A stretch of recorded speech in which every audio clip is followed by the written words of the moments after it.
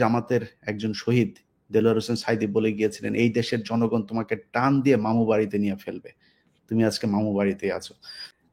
আওয়ামী লীগের ভাই, আপনারা এই দেশের মানুষ, আপনাদের এই যে আমরা হাসাহাসি করছি, দাদা আজকে বলছিল যে আমি খুব খুশি, আসলেই খুশি, খুব খুশি।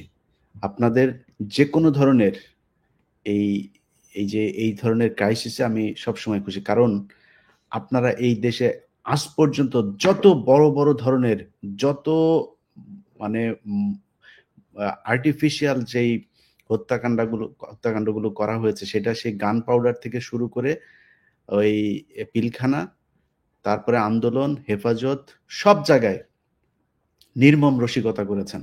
এই শেখ হাসিনা সংসদে বসে নিজের চোখে দেখেছে, আমি তো তখন ঢাকায়, আমি একদম ভোর 4টা থেকে আমি এই হেফাজতের মাঠে, আমি নিজের চোখে দেখেছি পাশের থেকে লোকগুলি খেয়ে মারা যাচ্ছে। আমি শেষ ছিল আমার, আমি লাইভ আমাদের 21 টিভি বন্ধ করে প্রায় 2-3 ঘন্টা সেদিন বন্ধ ছিল, কনক ভাই মনে আছে নিশ্চয়ই। তো তারপরের দিন শেখ হাসিনা সংসদে গিয়ে বলল যে ওরা রং মেখে তারপরে শুয়েছিল, একটা ক্যাজুয়ালিটি হয় নাই। এত নির্মম রসিকতা কোনো মানুষ করতে পারে? তো আওয়ামী লীগের জন্য আমাদের ভেতরে কিন্তু মায়া আছে। আমাকে দিয়ে হাসিনা যেটা করেছে, সেটা ইভেন আওয়ামী লীগের অনেক মানুষ, আপনারা যাকে তাকে ভালোবাসেন, তারাও পারবেন না। এ যে ধরনের মানে নিষ্ঠুর আচরণ করে, এটা আপনাকে দিয়েও সম্ভব না। তো আমরা শুধু এইটুকুই বলতে চাই যে এই দেশের রাজনীতিকে আজকের এই পর্যায়ে নিয়ে এসেছে শেখ হাসিনা। যে মুজিবুর রহমান খারাপ ছিল না ভালো ছিল, সেটা নিয়ে আলোচনা করতে গেলে ওই দাদার একটা বই আছে, ওইখানেই শুনেন। এই যে এখন বলে না, আজকালকে একটা পোস্ট দেখলাম, সে পোস্টের মধ্যে লেখা হচ্ছে যারা নাকি বীরাঙ্গনা ছিল 71-এর সময়, যারা নাকি মানে ইয়ে ইয়ে হয়েছিল, যাদের কোনো পরিচয় ছিল না, এরকম কিছু মানুষকে নাকি শেখ মুজিব বলেছে লিখে দিও 32 নাম্বার তাদের ঠিকানা, শেখ মুজিব আমাদের বাবা। এই শেখ মুজিব বিদেশিদের সাথে চুক্তি করেছে তাদেরকে বাইরে পাঠায় দেওয়ার জন্য, সে বাংলাদেশে রাখতে চায়নি তাদেরকে। দূষিত রক্ত বলছে, দূষিত রক্ত বলেছে। এবং এটা এই পিনাকি দাদার ওই বইতে উনি রেফারেন্স সহ এই জিনিসগুলো বলেছেন, আমি এছাড়াও অনেক অনেক বইতে পড়েছি। তো এই তো শেখ মুজিব, তাকে নিয়ে যদি আপনি কথা বলতে চান, এই 32 নাম্বারকে নিয়ে নেগেটিভ কথা বললে অনেক কথা ইতিহাসের একদম সূত্র ধরে ধরে বলে দিব, আমরা সেটা নিয়ে কথা বলতে চাই না, কিন্তু এই কথা আপনারা বলাচ্ছেন। আজকে 32 নাম্বার ভাঙতে মানুষ যেত না যদি আপনি এই কয়দিন আগে 2,500 মানুষ না মারতেন। বিএনপি আপনার পাশে দাঁড়াইতো যদি বিএনপির যে নেত্রী, তাকে যদি তার ঘর থেকে আপনি বের না করতেন। এই তারেক রহমানকে দেশছাড়া করেছেন আপনারা। আজকে এই জামাতের উপরে যে ধরনের নির্যাতন হয়েছে, জামাতের একজন শহীদ দেলোয়ার হোসেন সাঈদী বলে গিয়েছিলেন, এই দেশের জনগণ তোমাকে টান দিয়ে মামু বাড়িতে নিয়ে ফেলবে, তুমি আজকে মামু বাড়িতেই আছো।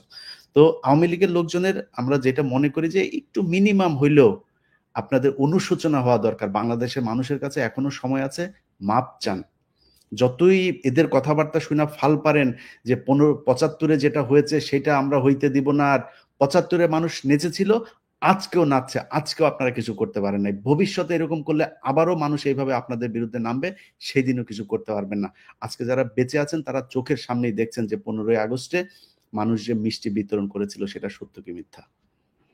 রাইট ইলিয়াস, আমি শুধু একটা বিষয় যোগ করতে চাই। আপনি যে হেফাজতের রক্তের কথা বললেন, রক্ত রং মেখে হাসিনা যে বলল, আপনি নিশ্চয়ই দেখেছেন আরো নির্মম কথা সে নিজের নির্দেশ দিয়ে গুম করে বলেছে এরা অভিবাসী হতে যে সাগরে ডুবে মারা গেছে, এরকম বক্তব্য কিন্তু সে দিয়েছে।